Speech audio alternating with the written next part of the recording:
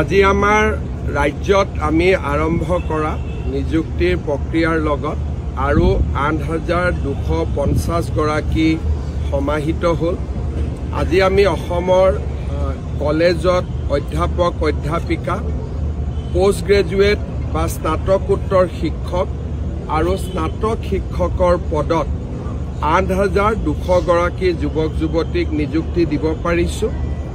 আমাৰ প্ৰাথমিক বিদ্যালয়ৰ নিযুক্তিৰ প্ৰক্ৰিয়া সম্পূৰ্ণ হ'ল। আজি আমাৰ উচ্চতৰ মাধ্যমিকৰ নিযুক্তি সম্পূৰ্ণ হ'ব।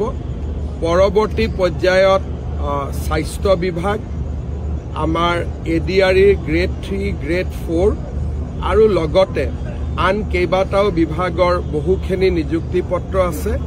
আমি এনেকে সপ্তাহে 10 দিনৰ মূৰত এখনকৈ মিটিং কৰি আমি দি যাম আৰু আমাৰ যিখিনি পৰীক্ষা শেষ হৈছে, প্ৰাৰ্থীসকল উত্তীৰ্ণ হৈছে, তেওঁলোকে সকলোৱে ডিচেম্বৰ মাহৰ ভিতৰত, নৱেম্বৰ ডিচেম্বৰৰ ভিতৰত নিযুক্তি প্ৰক্ৰিয়া লাভ কৰিব। State government has announced during the 2021 that we are going to give 1 lakh fresh appointment in government.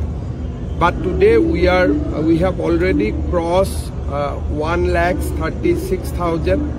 We are going towards achieving more than 1,50,000 appointment in government sectors. A lot of results has been announced and we are giving appointment letter phase wise. Today we have given appointment letters to 8,000 lecturers and teachers.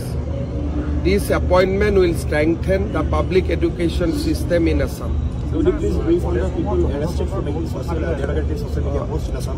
As of now, we have arrested 17 people who have directly or indirectly lauded the Delhi bomb blast. We are taking a approach where it will be zero tolerance. We are examining over 100 social media posts right now, and wherever we have seen clear